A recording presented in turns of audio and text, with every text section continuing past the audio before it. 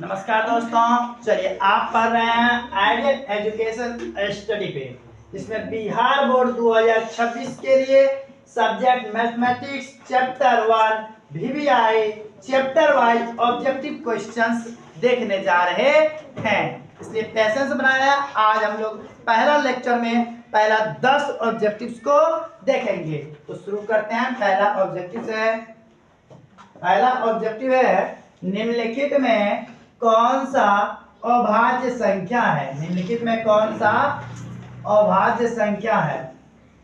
तो अभाज्य संख्या सबसे पहले कहते किसको है, तो अभाज्य संख्या बोलते हैं जिसका गुणनखंड केवल 2 हो। जिसका गुणनखंड केवल 2 हो, अर्थात कह सकते हैं कि जिसमें एक और खुद के अलावे अन्य संख्या से भाग नहीं लगे, उसे क्या कहते हैं, अभाज्य संख्या। बस इस परिभाषा पे जो आ जाएगा वो अभाज्य संख्या होगा।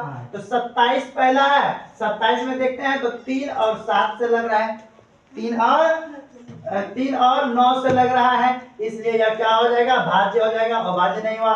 35 में 5 से लग रहा है, 7 से लग रहा है, इसलिए 35 भी नहीं होगा। सी ऑप्शन है 13 जो कि करेक्ट आंसर होगा, क्योंकि इसमें 1 और 13 के अलावे अन्य संख्या से भाग नहीं लगता है, अर्थात हम कह सकते हैं कि इसका आंसर क्या होगा, 13 है ना। Option number C. किसी को कोई दिक्कत? अगले क्वेश्चन बढ़ते हैं।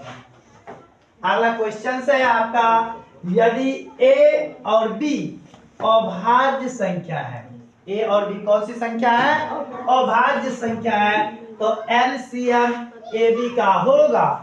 यानी पूछा गया अभाज्य संख्या, अभाज्य संख्या है, पूछा नहीं गया, क्या कहा गया है, अभाज्य संख्या है। अब पूछा गया एलसीएम, तो अभाज्य संख्या का अगर एलसीएम पूछे तो सीधा दोनों अभाज्य संख्या को मल्टीपल करना है, गुना कर देना है। क्या कर देना है, गुना कर देना है। तो दो अभाज्य संख्या को गुना करने पे जो आएगा वही क्या होगा, उसका एलसीएम होगा। दो अभाज्य संख्या ए और बी है, तो ए और बी को गुना कर देंगे, क्या आएगा, ए बी।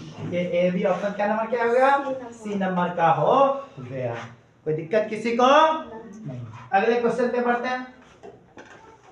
अगला क्वेश्चन कह रहा है संख्या है 2.13113 11113, फिर 413 है, डैश डैश डैश दिया हुआ। डैश डैश डैश का मतलब हुआ कि इस तरह से, जैसे यहाँ 4 1 आ गया था, अगले बार 5 1 आएगा, फिर 3 आएगा, फिर 6 1 आएगा, फिर 3 आएगा, अर्थात बीच की संख्या भी बढ़ रहा है और ये कहाँ पे अंत होगा इसका भी कोई पता नहीं है। अगर इस तरह का कोई संख्या मिलता है तो आपको बताया गया है, थ्योरी में पढ़ाया गया है कि इस तरह की संख्या कौन सी संख्या होती है, अपरिमेय संख्या होती है। कौन संख्या होती है, अपरिमेय संख्या होती है। तो ना पूर्णांक ना परिमेय, क्या होगा आंसर, अगले क्वेश्चन पे बढ़ते हैं। अगला क्वेश्चन कह रहा है अभाज्य संख्याओं का मौसम। ये इंपॉर्टेंट शब्द है। इंपॉर्टेंट शब्द क्या इसमें है, मौसम पूछा गया। मौसम का मतलब क्या हुआ, HCF, highest common factor. Highest common factor, तो हाईएस्ट कॉमन फैक्टर सहअभाज्य का पूछा गया। अगर सहअभाज्य का परिभाषा आपको ध्यान में होगा तो परिभाषा बोला गया होगा, ऐसी दो संख्याएं जिसका HCF हाईएस्ट कॉमन फैक्टर 1 हो। क्या हो, 1 हो। तो आप परिभाषा से ही क्लियर है, इसलिए इसका आंसर क्या हो जाएगा, बी नंबर हो जाएगा, 1। ओके, अगले क्वेश्चन की ओर आगे बढ़ते हैं। अगले क्वेश्चन कह रहा है, यदि m एक धनात्मक पूर्णांक है। कौन सा पूर्णांक है, धनात्मक पूर्णांक है, तो धनात्मक विषम पूर्णांक, ये सब ध्यान रखिएगा। धनात्मक क्या बोला गया, विषम पूर्णांक। तो धनात्मक विषम पूर्णांक का रूप क्या होगा, तो विषम पूर्णांक का रूप, तो विषम पूर्णांक कब होता है, जब सम में एक विषम जोड़ते हैं। तो जब थ्योरी बताया गया होगा तो उसमें 2-3 शब्द बताया गया होगा, सम प्लस सम बराबर क्या होता है, सम। ये बात बताया गया है, आप लोग भी ध्यान में रखिएगा। सम प्लस सम बराबर क्या होता है, सम। सम प्लस विषम अगर हो जाए, सम में अगर विषम जोड़ते हैं तो इसका आंसर क्या आता है, विषम आता है। बिल्कुल इसी कॉन्सेप्ट पे इसको देख लीजिए आप। 4m, कोई m पूर्णांक है, अब पूर्णांक में अगर 4 से गुना हो रहा है, 4 एक सम संख्या है, 4 से गुना करते हैं तो एक पूरा सम संख्या बन के आता है। सम में ये द्विघात सम है तो सम प्लस सम की हो जाएगा सम, जबकि पूछा गया है विषम पूर्णांक होना चाहिए, तो ये भी एक सम है, तो सम में 4 भी क्या है, सम है, तो ये भी हो गया सम प्लस सम बराबर सम। 4m सम है लेकिन 1 क्या है, विषम है, तो सम में विषम जुड़ेगा, आंसर आएगा विषम, अर्थात कह सकते हैं ऑप्शन नंबर सी। किसी को कोई दिक्कत नहीं होनी चाहिए, ऑप्शन नंबर क्या होगा, सी होगा। अगला क्वेश्चन क्या रहा है, यदि p ऑफ x बराबर q of x into g of x, q of x into g of x और p ऑफ x का घात कितना है, 6 है, g ऑफ x का घात कितना है, 2 है, तो p of x upon g of x पूछा गया, p of x upon g of x पूछा गया, तो इसमें बताए होंगे कि जो अंश में रहता है उसका घात, जो हर में रहता है उसका घात, अंश वाले घात में माइनस करेंगे हर वाले घात को, जो डिफरेंट आएगा दोनों का वही क्या होगा, p ऑफ x बटे g ऑफ x का घात आएगा, अर्थात इसके बराबर में जो q ऑफ x आने वाला है उसका घात कितना होगा, तो p ऑफ x का घात है 4 नहीं, इसका घात कितना है, 6 है, और g ऑफ x का घात है 2, तो 6 और 2 ये दोनों में डिफरेंट कितना का है, तो 6 और 2 में डिफरेंट देखा जाए तो ये 4 का डिफरेंट होता है, अर्थात इसका कितना होगा आंसर, क्या नंबर क्वेश्चन था,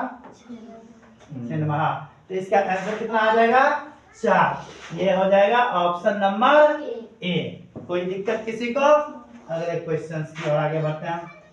अगला क्वेश्चन कर रहा है,